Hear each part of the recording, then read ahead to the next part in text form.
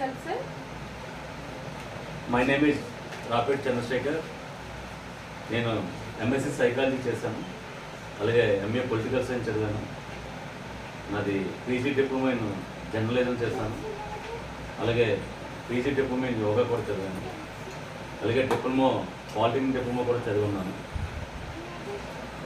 ఈరోజు నా గురించి నేను చెప్పుకోవడం చాలా గర్వంగా ఉంది నాకు. ఎందుకంటే ఈ కష్టం అంతా కూడా ఫస్ట్ మా నాన్నగారికి, నా తల్లిదండ్రులకి, తర్వాత మీ టీచర్కి నేను ఎప్పుడు కూడా రుణపడి ఉంటాను. ఎందుకంటే నేను డిగ్రీ వరకు నా చదువుని కొనసాగించాను. తర్వాత నేను జాబ్ పరంగా స్టేట్ బ్యాంక్ ఆఫ్ ఇండియాలో నేను 10 years చేశాను. ఈ మధ్యకాలంలో తర్వాత మీ టీచర్తో నాకు వివాహం జరిగిన తర్వాత మీ టీచర్ నన్ను ఎంతో మోటివేట్ చేశారు. మోటివేట్ చేసిన తర్వాత నేను 4 పీజీలు చదివాను. ఈ పీజీ చదివిన క్రెడిట్ అంతా కూడా ఫస్ట్ ఆఫ్ ఆల్ మీ టీచర్కే దక్కుతాయి. కాబట్టి ఒకసారి అందరూ కూడా మీ టీచర్తో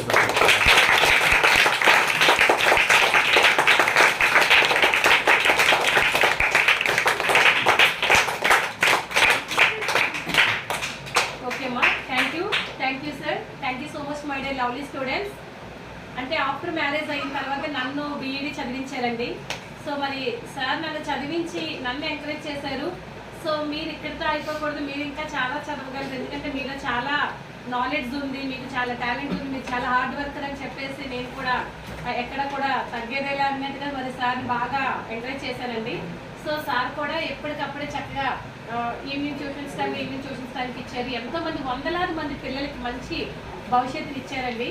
ఎందుకంటే నేను బీఈడీ చేసిన తర్వాత సార్తో జాయిన్ అయ్యాను, కానీ సార్ అంతకంటే ముందుగా ఇక్కడ శ్రీ గౌరీ ట్యూషన్ అనేది ఇద్దరు కలిపి స్టార్ట్ చేసిన తర్వాత ఇంకా సార్ కూడా చక్కగా ప్రతిదీ కూడా చక్కగా చదువుకొని ఇన్ని రోజులు చూసారు కదండి. చాలా మంది అడుగుతూ ఉంటారు, మన సార్ ఏం చదువుకున్నారు మేడం, చాలా బాగా మాట్లాడతారు, పిల్లలకి మంచి క్లాసెస్ చెప్తారు, మంచి స్టోరీస్ చెప్తారు, అలాగే ఆధ్యాత్మికంగా కూడా పిల్లలకి రామాయణ మహాభారతాలు చెప్తూ ఉంటారు. సో సార్ ఏం చదువుకున్నారు, పిల్లలకి మంచి మ్యాథ్స్ సింపుల్ టిప్స్ చెప్తారని అడుగుతూ ఉంటారు. మన క్వాలిఫికేషన్ అనేది అందరికీ తెలుసు ఆల్రెడీ. సో సార్ కోసం తెలుసుకోవాలి అంటే ఒకసారి చూడండి, సార్ ఎన్ని క్వాలిఫికేషన్స్ చేశారో చూసారు కదా. డిజిగ్నేషన్ బోర్డు డిజైన్ చేసిన ఆయన అయితే షాక్ అయిపోయారు, ఇన్ని క్వాలిఫికేషన్స్తో బోర్డు డిజైన్ చేయడాలా అని చెప్పేసి చాలా షాక్ అయ్యారండి. ఓకే, ఇప్పుడు మరి సార్ కోసం మీ అందరికీ కూడా నేను ఇంటర్వ్యూ చేశాను అనుకుంటున్నాను. ఇప్పుడు మనం కౌన్సిలింగ్ అనేది ప్రారంభోత్సవం అనేది ఇక్కడే చేస్తున్నామండి. మన శ్రీ గౌరీ వెంకటేశ్వర మెట్ట మీద శ్రీ గౌరీవేక్ నిలయంలో ఏదైతే కోచింగ్ సెంటర్ పెట్టుకొని ఎంతమంది పిల్లలకి మంచి విద్యాభ్యాసాలు ఇస్తున్నామో, ఎంతోమంది పిల్లలకి మంచి ప్రయోజకులు చేస్తున్నామో, అలాగే ఎంతోమంది జీవితాల్లో వెలుగులు నింపాలి అని చెప్పేసి ఆ కార్యక్రమాన్ని కూడా ఇక్కడ శ్రీకారం చుట్టడం జరిగిందండి. సో దానికి సంబంధించినటువంటి విషయాలు sir A type of counselling ఇస్తారు ఏంటంటే ఆయన మాటల్లో వినేద్దాం. ఓకేనండి సార్, ఇప్పుడు మీరు ముఖ్యంగా కౌన్సిలింగ్ అనేది స్టార్ట్ చేయడానికి గల కారణం ఏంటో చెప్తారా? కౌన్సిలింగ్ అంటే ఫస్ట్ మనకి మనం సంసిద్ధంగా ఉండడం. అంటే ఫస్ట్ మన గురించి మనం తెలుసుకోవాలి. జాగ్రత్తగా వినండి అందరూ కూడా. మన గురించి మనం తెలుసుకోవాలి. అది ఏ రకంగా తెలుసుకోవాలి అంటే ప్రతి మనిషి కూడా తనలో ప్రతి నిమిషం భావోద్వేగాలు ఉంటూ ఉంటాయి. అంటే ఒకసారి ఆనందంగా ఉంటాం, ఒకసారి బాధపడుతూ ఉంటాం, ఒక్కోసారి కోపం. వీటన్నిటినీ కూడా మన కంట్రోల్లోకి తీసుకురావాలి. మన కంట్రోల్లోకి తీసుకురావాలి. అంటే సైకాలజీ అంటే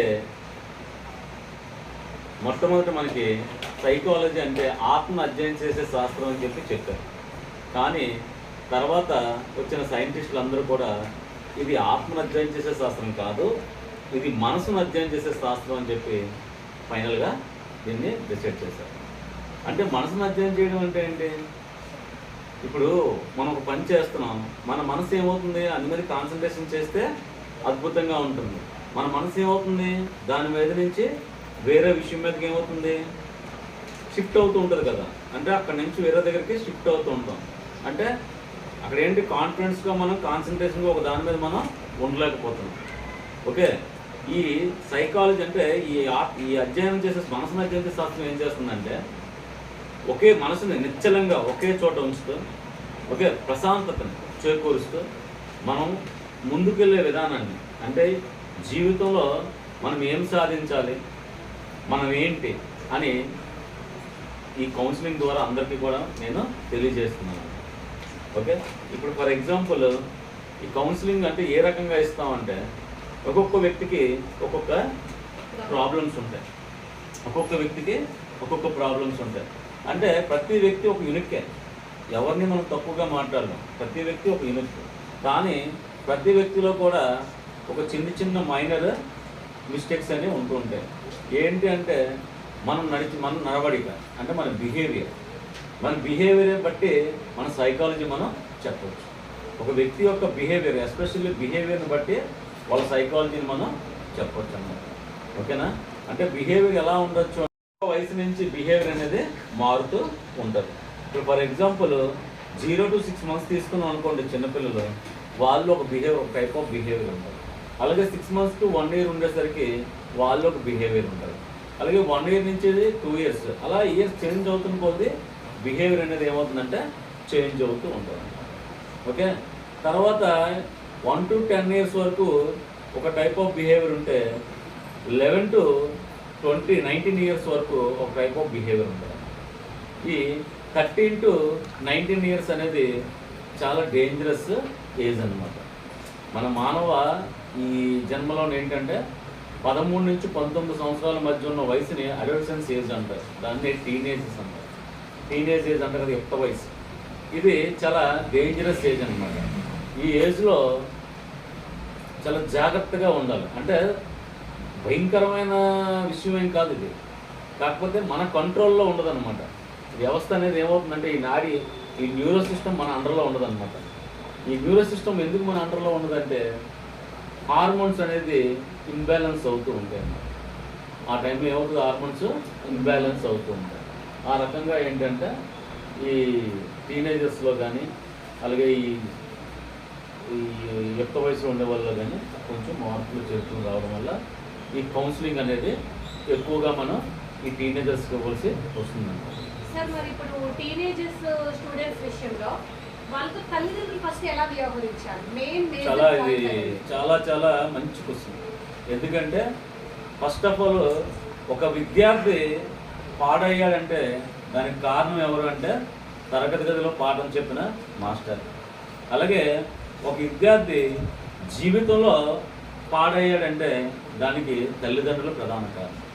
ఎందుకు తల్లిదండ్రుల యొక్క పాత్ర చాలా ప్రధానమైందనమాట. పిల్లలు ఒక వయసు వచ్చిన తర్వాత వాళ్ళు ఏం చేస్తున్నారు, ఈ మధ్యకాలంలో ఏంటంటే మొబైల్ ఫోన్కి ఎడిక్ట్ ఎక్కువైంది.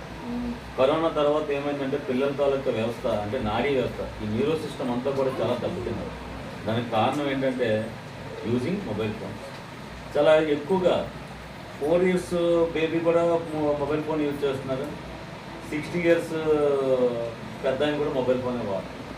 ఈ మధ్యకాలంలో అతి ఎక్కువగా నెట్ వాడకం వాడిన వాళ్ళు ఈ టీనేజర్స్ ఎక్కువ ఉన్నారని చెప్పి మొన్న ఆల్రెడీ మనకి గవర్నమెంట్ కూడా ప్రచురణ ఇచ్చింది.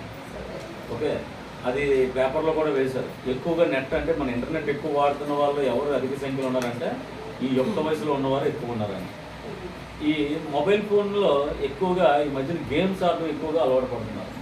ఈ గేమ్స్ ఎక్కువగా మనం ఒక స్క్రీన్ ఎక్కువగా చూస్తున్నామంటే మన ఐకి, మన బ్రెయిన్కి, మన శరీరంలో ఉన్న మన స్టమక్, ఈ యొక్క డైజెషన్ సిస్టమ్ కూడా చాలా వ్యవస్థ అనేది దెబ్బతింటూ ఉంటుంది. దాని రకంగా ఏమవుతుందంటే శరీరంలో ఉన్న హార్మోన్స్ అనేవి ఇంబ్యాలెన్స్ అయిపోతాయి. అప్పుడు తల్లిదండ్రులు ఏం మాట్లాడినా కూడా వాళ్ళు నెగిటివ్గానే తీసుకుంటూ ఉంటారు. సరిగ్గా రాత్రి అయ్యేసరికి సరిగ్గా నిద్రపోరు. అలాగే ఆ ఏజ్ ఎలా ఉంటుందంటే కొన్ని కన్ఫ్యూజన్స్ ఏజ్లో కూడా ఉంటారు. ఈ తల్లిదండ్రులు ఏం చేస్తారంటే వారిని అర్థం చేసుకోకుండా ఫస్ట్ ఫోన్ ఎవరు ఇస్తారు, పేరెంట్సే ఇస్తారు. తర్వాత కంప్లైంట్ ఏం చేస్తారు, మా పిల్లడు ఫోన్ తప్ప ఇంకేం చేయట్లేదు, అన్నం తినేటప్పుడు కూడా ఫోనే పట్టుకుంటున్నాడు అంటే ఫస్ట్ ప్రాబ్లం ఎవరు ఇచ్చారు, అలవాటు చేసింది పేరెంట్స్. కాబట్టి ఆ పేరెంట్స్కి ముందుగా మనం తెలియజేయాల్సింది ఏంటంటే ఆ మొబైల్ ఫోన్లు కానీ ఆ టెలివిజన్ టీవీలు కానీ కొంచెం అవాయిడ్ చేయాలి. చదువుకున్న పిల్లలతో ఎక్కువ టైం స్పెండ్ చేయాలి. తల్లిదండ్రులు ఏం చేయాలంటే ఎక్కువ టైం వాళ్ళతో స్పెండ్ చేస్తుండాలి. అవకాశం దొరికినప్పుడల్లా వాళ్ళు చక్కగా బయటికి ప్రకృతిలోకి తీసుకెళ్ళి వారితో పాటు 1 గంట 2 గంటల వాళ్ళతో జీవితాల్ని అందమైన జీవితాలుగా మార్చుకోవచ్చు. మరి అద్భుతమైనటువంటి అవకాశాలు మరి మిస్ చేసుకోకండి. సో కౌన్సిలింగ్ అనేది వెళ్తే ఏమో మేము పిచ్చోళ్ళు అనుకుంటాం, మరి ఇలాంటి సందేహాలు అయితే ఏమి వద్దండి. ప్రతి మనిషికి కూడా మాట అనేది చాలా ఇంపార్టెంట్. అంత అందమైన విలువైనటువంటి మాటలు మన సైకాలజిస్టులు మాత్రమే చెప్పగలరండి. మీ జీవితాల్లో అద్భుతమైనటువంటి మార్పులు తీసుకురాగలరు. కావున దయచేసి ఎవరు ఎలాంటి ప్రాబ్లం ఉన్నా మీరు ఎవ్వరు వరి అవ్వాల్సినటువంటి అవసరం లేదు. చక్కగా మన నెంబర్స్ మీద కాంటాక్ట్ చేసుకున్నట్లయితే మీరు చక్కగా, మనం ఒకసారి నెంబర్ కూడా చెప్తానండి, 9866356950. అలాగే మన సర్ నెంబర్ 7799643388. ఈ 2 నెంబర్స్ని కూడా మీరు కాంటాక్ట్ చేయొచ్చు. చేసినట్లయితే మీకు అపాయింట్మెంట్ ఇచ్చి సో ఏ రోజు మీరు మీ యొక్క సమస్యల్ని మాట్లాడుకొని మీ సమస్యలు మీరు మీ చక్కగా పరిష్కారాలు కూడా మీరు తీసుకోవచ్చు. ఓకే అండి, థ్యాంక్ యూ అండి. Thank you sir, thank you so much sir.